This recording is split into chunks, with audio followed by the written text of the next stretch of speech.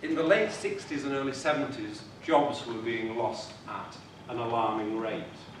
And three of the main drivers were the Industrial Reorganisation Corporation, set up by the government of the day and financed by taxpayers' money to bring about mergers, acquisitions, speed-ups in the name of increased British productivity. The chief villain of this piece was Arnold Weinstock of GEC. Many of you, certainly not all of you, will remember Harold Wilson's famous phrase, the white heat of the technological revolution, when we were promised shorter and more idyllic working time, and the main social problem, it was said, was going to be what to do with our leisure time. The reality, of course, was that those lucky enough to retain their jobs were increased to an increased working to an increased tempo, and then there was a pool of unemployed who were displaced. Then there was the misapplication of technology in a Tayloristic way, which has been referred to in the film. Frederick Winslow Taylor was the father of scientific management many, many years ago, and his quote is this, which summarises what he was about. And I saw this in action on a recent tour of a car assembly plant I did a few weeks ago. It says, in my system, the workman is told precisely what he is to do, and it was a workman then, and how he is to do it, and any improvement he makes is fatal to success. So what he was saying was that which is the most precious in people, our skill, creativity, and ingenuity, was the most dangerous thing to successful productivity. All of this led to fragmentation and de-skilling of the design and production process, and it led to a reduction of workers' strength and bargaining power. And this also led to a new phenomenon, which was called structural unemployment. Jobs that were technologically displaced forever and didn't follow the normal boom and bust of economic cycles. It got worse for us in Lucas Aerospace. All of these things were impacting themselves upon our members. Labour were elected with a manifesto in 1974. You remember there were 2 elections that year, I think. Yeah. With the traditional pledge to defence cuts and also nationalisation of the airframe section of the aerospace industry. So this compounded the problem for our members in Lucas Aerospace, which was 60–70% dependent upon defence for its business. And the quadrupling of oil prices didn't help either as a result of the Middle East conflict. So all of those things were pressurising our members and ourselves as representatives at Lucas Aerospace. We did have a few laughs as well, I have to say. The Lucas Aerospace Combine was formed and consolidated over the late 60s. It was a direct result to the political and industrial climate which I've just described, but also it was a direct response to the inability of the trade union movement then, the official movement, to offer resistance to this wholesale job loss, upheaval, and increasing globalization. The Lucas Aerospace Combine represented 17 Lucas Aerospace plants in the UK, and I think it was 14 geographical locations and 18,000 members. We had at least 6 manual unions and 3 staff unions. So trying to get anything done, any resistance through the official structure, always resulted in the lowest common denominator, because our union structure was still based on the craft divisions of the previous century. The Combine grew in strength in the late 60s and early 70s, and that strength and confidence was consolidated by the successful outcome of the Burnley strike, which was led by Mike Cooney. He was a busy guy. And Mick went on to become chairman of the Combine during the critical years of the corporate plan. There were no surprises then that, given all the job losses of the past few years, that the Combine's 1974 meetings focused on 2 agenda items, and I quote, an analysis of the Combine's achievements and future aims, and a policy on redundancy, the need for a policy on redundancy. There were long and very deep discussions within the Combine on how to approach this problem. And Dave Elliott and Hilary Wainwright's book on the Lucas story is an excellent record of the detail of what I say, and particularly that discussion. We looked at various strategies which have been tried in different struggles in the past to retain jobs.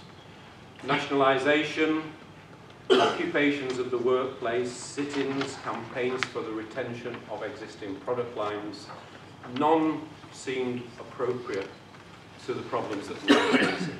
None seemed sustainable. After those discussions, we came to the conclusion that a struggle based on the continued manufacture of products that no one wanted was ultimately doomed to failure, and particularly doomed to failure in the weapons industry. We realised we must provide realistic alternative products for our members to work on. So we requested as a Combine a meeting with the Secretary of State for Industry to discuss the proposed nationalisation and defence project cuts. That meeting took place in November 1974 with Tony Benn. It lasted 2.5 hours. There were no trade union officials to keep us in check, and there were no civil servants. And of course, that was the first and the last time such a meeting was held. And if you want to have a look at the photographs of the time, historical documents, we all look a bit worse for wear because we stayed in London the night before. Ben explained that he couldn't nationalise the components industry. The proposals only related to airframes. He had people knocking at his door in disarray for anti-Alfred Herberts wanting bailouts. And his advice was, given the long lead time nature of our business, we should plan alternative industrial strategies and products and use our members' skills in the planning process. He offered to arrange a tripartite meeting to discuss an alternative strategy with the company. At the next Combine meeting in January 1975, we had a post-mortem on the discussion with Tony Benn.